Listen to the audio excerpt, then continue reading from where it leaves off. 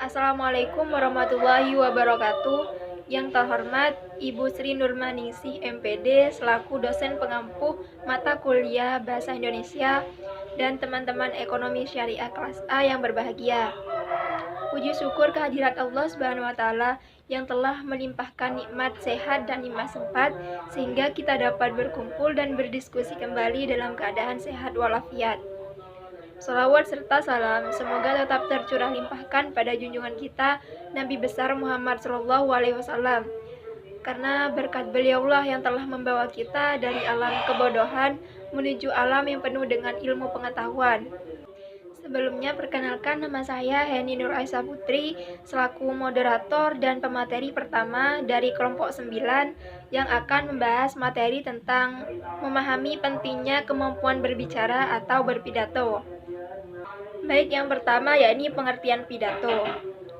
Pidato adalah sebuah kegiatan berbicara atau berorasi untuk menyampaikan suatu pendapat atau memberikan gambaran tentang suatu hal yang ditujukan untuk orang banyak.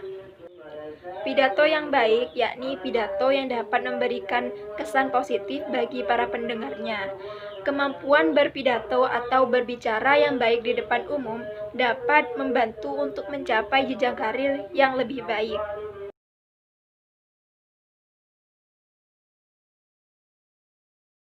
Assalamualaikum warahmatullahi taala wabarakatuh. Perkenalkan, nama saya Ahmad Ali Ridal selaku pemateri kedua yang akan menjelaskan metode dalam berpidato. Metode dalam berpidato: untuk menghasilkan pidato yang memukau, kita memerlukan metode dalam penyampaiannya. Di antaranya yang pertama, impromptu atau spontan. Pidato dengan metode ini adalah pidato yang dilakukan tanpa persiapan atau dilakukan tiba-tiba. Seperti contoh, seseorang datang ke suatu acara lalu tiba-tiba diminta untuk menyampaikan pidato.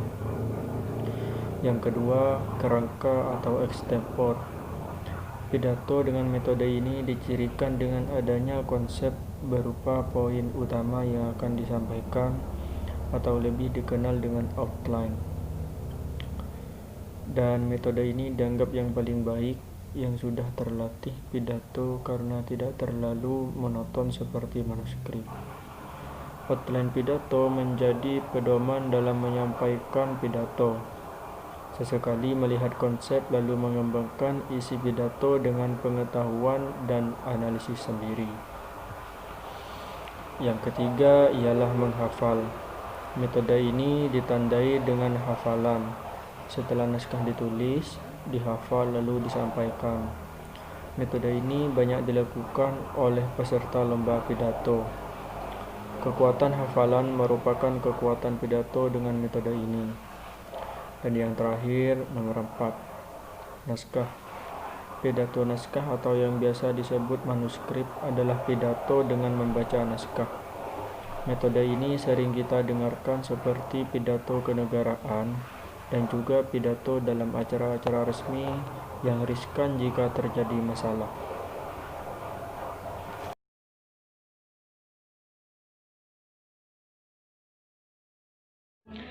Baik, perkenalkan, nama saya Lubabah Yumania. Saya sebagai pemateri ketiga yang akan menjelaskan tentang struktur dan kaidah kebahasaan teks pidato.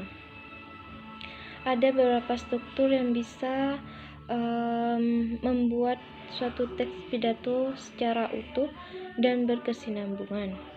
Yang pertama yaitu salam pembuka. Salam pembuka di sini biasanya ada di bagian awal dan menjadi pembuka dalam suatu teks pidato tersebut. Yang kedua yaitu ucapan penghormatan. Ucapan penghormatan di sini biasanya ditujukan kepada penjabat tinggi yang hadir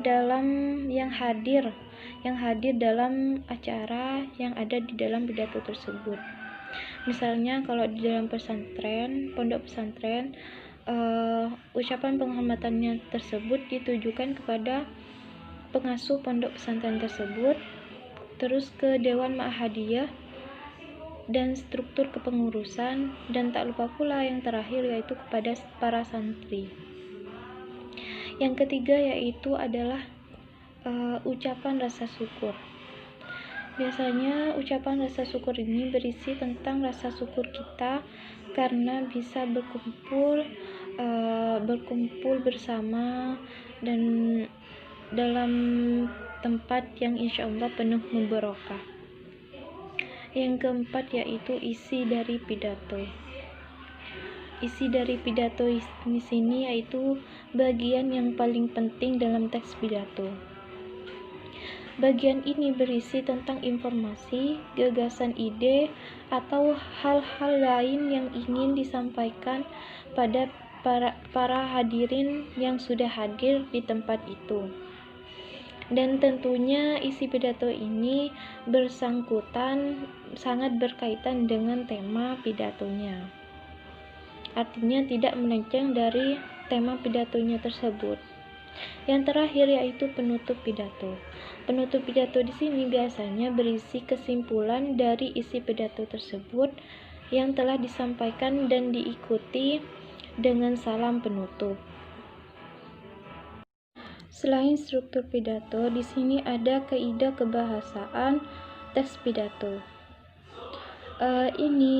Kaidah kebahasaan itu akan membuat naskah yang dibuat jadi lebih baik dan mudah dipahami oleh pendengar. Kaidah kebahasaan tersebut yaitu pertama adalah memakai kalimat aktif. Yang kedua yaitu memakai kata tugas. Yang ketiga yaitu teks dibuat dengan kosakata dalam bidang ilmu.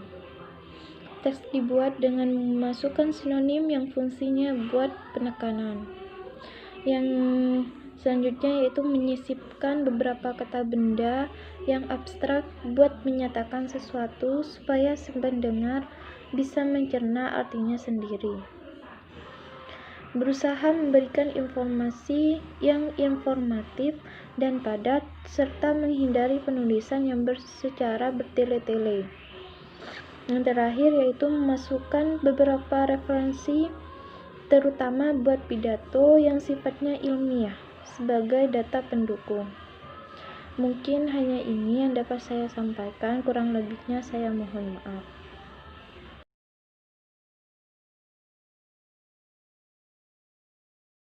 Sekian pemaparan materi dari kelompok kami, kurang lebihnya kami mohon maaf. Wassalamualaikum warahmatullahi wabarakatuh.